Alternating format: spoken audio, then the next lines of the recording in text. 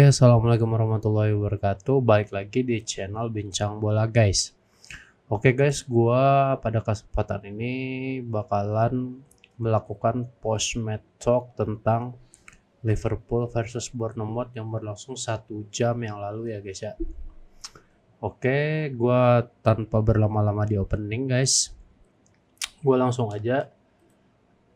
Oke, tim line up-nya di mana Liverpool menurunkan 4 pemain barunya ya guys, Ekitike, Frimpong, Bridge, dan Kerkes ya guys ya, dengan formasi 4-2-3-1 ya guys ya. Di mana si Ekitike ini jadi tumpuan di depan ya guys ya. Sedangkan Bournemouth menggunakan formasi 4-1 lah istilahnya guys ya, 4-1-4-1 ya guys ya.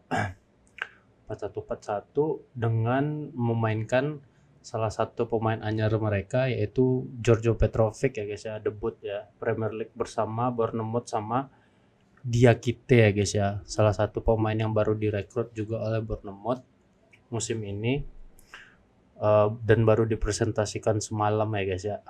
Gak semalam juga sih, 2 hari yang lalu lah ya. Oke, tadi pertandingan tadi seperti biasa skema Liverpool ini nggak jauh beda dengan Community Shield ya guys ya. Bermain dengan one touch passing, sedangkan Bournemouth mengandalkan skema counter attack ya guys ya. Benar-benar full bertahan Bournemouth di babak pertama ya guys ya. Di babak pertama mereka full bertahan, dan akhirnya Liverpool bisa mencetak gol itu di menit 39 ya kalau gua nggak salah, 39 melalui Hugo Ekitike yang berhasil lolos dari kepungan 4 pemain dari Bournemouth ya guys ya. Di sini gua mau meng-highlight sedikit penampilan Ekitike di babak pertama. Cukup mobile ya guys ya,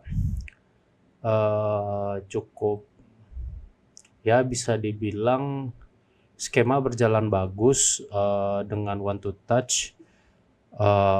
Bournemouth pun sedikit kesulitan, tapi berhasil meredam ya guys ya.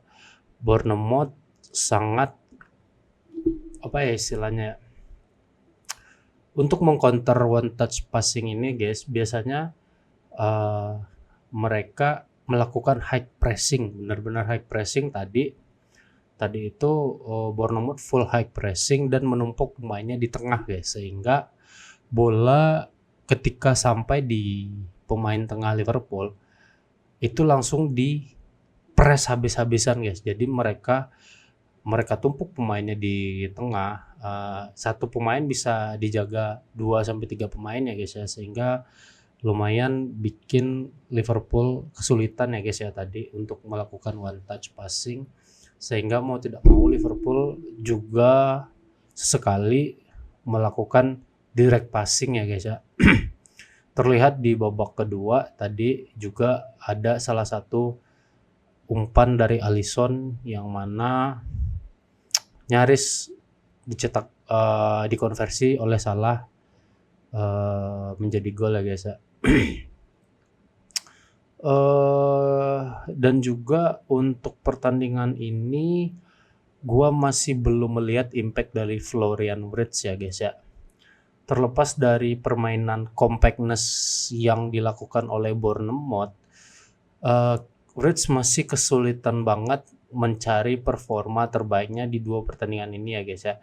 Untuk tadi itu jujur aja gue lebih meng-highlight penampilan dari Szoboszlai yang bermain 90 menit ya guys ya.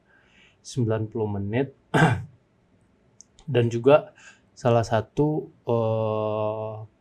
pemain dari Bournemouth, yaitu gue lupa entah namanya James Tavernier, soalnya ada lagi Tavernier satu di itu ya guys ya, di Glasgow Rangers ya guys ya.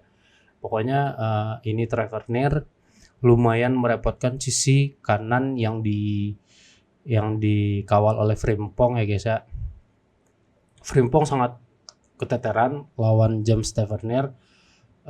Begitu juga Kerkes yang harus melawan Antoine Semenyo ya guys ya. Antoine Semenyo. Antoine Semenyo terlepas dari 2 golnya penampilannya gila banget guys. Kerkes berapa kali diayam-ayami oleh Semenyo guys. Begitu juga dengan Frimpong berapa kali juga diayam-ayami oleh si Tavernier ini guys. Untuk impact sendiri menurut gue Szoboszlai patut diacungi jempol ya guys ya. Terlepas dari man of the match-nya itu Hugo Ekitike ya guys ya, dia ngasih ya alarm gue bunyi guys. Terlepas dari man of the match Ekitike dengan 1 gol 1 assist ya guys ya, penampilan Szoboszlai ini patut diacungi jempol guys. Work rate-nya gila banget dari tadi guys, sumpah. Menutupi rates yang belum kelihatan penampilannya. Szoboszlai punya work rate yang sangat tinggi, maju mundur turun naik, passing beberapa kali tadi, passing direct, passing shortnya lumayan membahayakan, terlepas juga dari blundernya dia di gol pertama dari Bournemouth ya guys ya. Oke, gue mau lanjut next. Ini full time-nya ya guys ya. Full time Ekitike, asisnya McAllister ya guys ya. Gakpo asisnya Ekitike, Chiesa tadi itu scrimmage di depan gawang, Chiesa free, positioningnya bagus, langsung cetak gol ya guys ya. Terus Mo Salah, ini gue lupa siapa asisnya ya guys ya. Mo Salah itu udah one on one lah istilahnya dengan goalkeeper ya guys ya, sebelum dia mencetak gol. Ini kayaknya kesalahan dari salah satu pemain Bournemouth ya guys ya, karena udah kelelahan juga kan. Jadi Salah langsung menceploskan bola. Semenyo 2 gol. Ini gol Semenyo ini dua-duanya dari impact dari counter attack-nya AFC Bournemouth guys. Yang lumayan, mereka bermain ultra defensive. Terlihat nanti di possession-nya ya guys ya. Possession-nya full time 60,7 ya guys ya. Ini beneran ultra defensif mereka main guys. Nah, sebelum gue next ke slide selanjutnya, gue juga mau ngebahas sedikit tentang gol pertama yang diciptakan oleh Antoine Semenyo ya guys ya. Nah, di sini merupakan kesalahan dari Szoboszlai yang ngide guys. Ngide passing menggunakan back heel, taunya dipotong salah satu pemain midfieldernya Bournemouth, langsung long ball ke si David Brooks ya guys ya, David Brooks. Nah, di sini gue mau highlight guys. Ini Konate beneran entah memang kurang fit atau bagaimana, tapi dia benar-benar memberikan space banget buat David Brooks untuk melakukan early cross ke Antoine Semenyo guys. Ini jauh banget space yang dia kasih guys buat memberikan buat si David Brooks untuk berpikir buat early cross ke Antoine Semenyo guys. Di sini juga Robo dan Virgil kayaknya kurang komunikasi gitu guys. Jadi kayak ragu gitu dia siapa yang mau ngambil bola, gua apa lu gitu loh. Lu aja deh, taunya miskom, akhirnya Semenyo lepas dan cetak gol ke gawang Alisson guys. Nah, gua nggak tahu performa Konate malam ini, menurut gua kurang. Dua kesalahan gol dari Bournemouth ini kesalahannya Konate 1, Robo 1. Jadi total ada Konate 2 kali, Robo sekali. Nah, Robo juga kayaknya miskom sama Virgil, jadi ragu gitu guys untuk mau intercept bolanya sehingga lepas ke si Semenyo. Lu lihat aja nih, Semenyo sama Robo jaraknya lumayan jauh ini loh guys. Ini jauh loh jarak antara Robo dan Semenyo. Nah, makanya itu entah kenapa ya, kalau menurut gua nih ya, Virgil itu harusnya dia mungkin berjalan ke arah Konate sedikit. Robo Robo bisa lari ke dalam sedikit juga ya guys ya. Sama kayak Virgil lari ke dalam, Robo lari ke dalam. Jadi istilahnya bisa untuk mengantisipasi early cross-nya dari David Brooks ini ya menurut gua. Nah, ini balik lagi nih menurut gua ya guys ya. Gue ulangin lagi ya guys ya. Ini menurut gua Virgil dan Robo bisa lari ke dalam, nggak usah jauh-jauh ya guys ya, sedikit aja lari ke dalam sedikit, setidaknya menutup space untuk Antoine Semenyo mencetak gol ya guys ya. Jadi nggak perlu harus diikuti kemana si pemain lawan ini pergi guys, menurut gua. Jadi istilahnya setelah lu lari ke dalam, otomatis kan space untuk Semenyo pemain di tengah ini kan nggak ada gitu loh kan. Jadi sedikit memberikan waktu lah untuk teman-temannya transisi defensif lah menurut gua. Oke.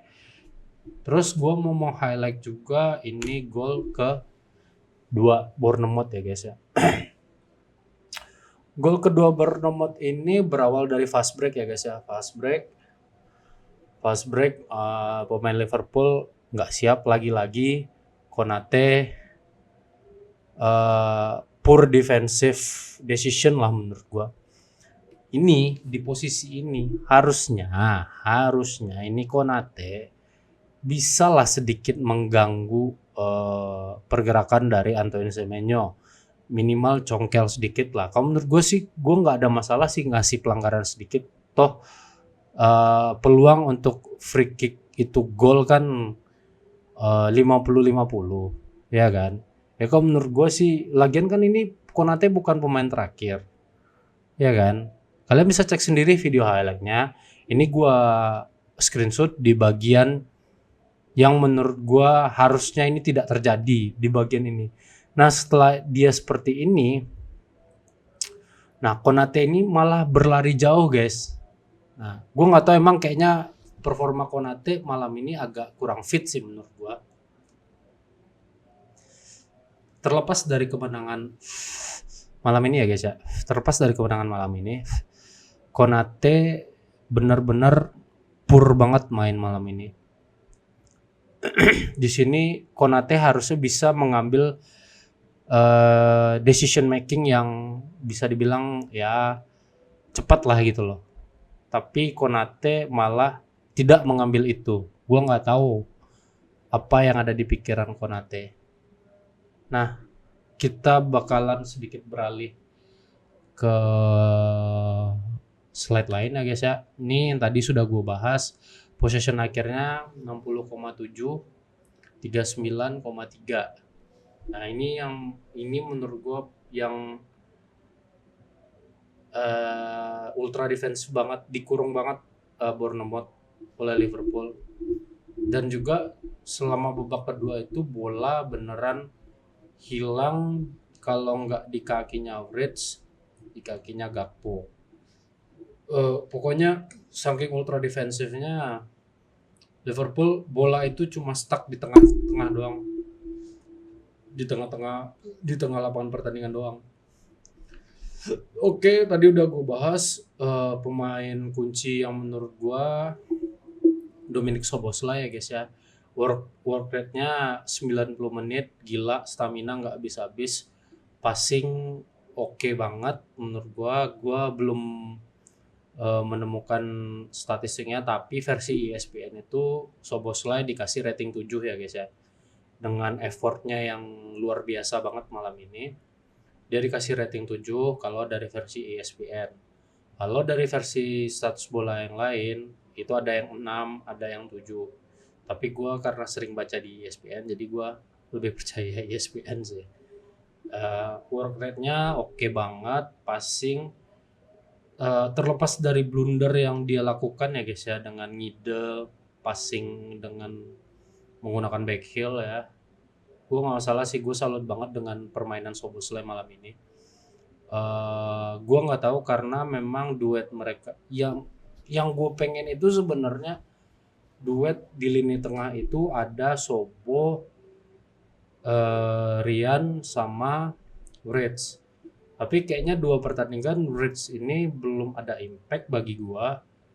Gua kayaknya lebih prefer trio lama aja gitu loh. Tapi nggak tahu nanti pertandingan lawan Newcastle kayak gimana ya guys ya, next match minggu depan. Apakah dia udah, soalnya kan Ryan Gravenberch absen karena pacarnya melahirkan tuh katanya. Jadinya ya udah, untuk sementara maka Sobo sama si Reds kan. Oh, gue nggak tahu kenapa ya guys ya. Dua pertandingan gue ngelihat Florian Wirtz permainannya nggak sesuai apa yang, ya nggak tahu ya orang-orang ya. Tapi yang gue inginkan tuh tidak kelihatan gitu loh. Pertama dia tadi sering kehilangan bola. Kalau di Bayer Leverkusen ball keepingnya itu bagus banget guys. Tapi gue nggak tahu kenapa, apa mungkin karena intensitas juga. Jadi ya flow belum terlalu kelihatan di dua pertandingan pertama. Ya gue berharap di next pertandingannya udah mulai nyetel ya guys ya, dengan skema Arne Slot ya guys ya. Terus ini untuk key player Liverpool ya guys ya. Key player Bournemouth, the one and only pencetak 2 gol malam ini, Antoine Semenyo. Dia punya pace yang bagus, speed yang bagus, strength yang juga bagus. Dari tadi Kerkes keteteran banget lawan si Antoine Semenyo. Berapa kali Kerkes berhasil dilewati ya, karena memang Kerkes tipe pemain yang kayaknya sekali ambil lah istilahnya gitu loh. Jadi dia tanpa kompromi langsung tebas aja bola. Jadi sehingga kelihatan banget si Antoine Semenyo ini udah terbiasa dengan permainan Kerkes gitu. Terus juga Antoine Semenyo nggak cuma ayam-ayami Kerkes guys. Frimpong juga kena tadi guys. Dia sempat switch position dengan David Brooks tadi, dan akhirnya dia balik lagi ke posisi awalnya di kanan. Dia sempat switch sama David Brooks, dan Frimpong juga kena tadi, berhasil diayam-ayami oleh Antoine Semenyo. Gua sangat mewajarkan sih sebenarnya Antoine Semenyo ini banyak diincar klub Inggris juga ya, terutama Newcastle ya guys ya. Newcastle menyatakan minat banget sama Antoine Semenyo, cuma gue nggak tahu kelanjutannya bagaimana.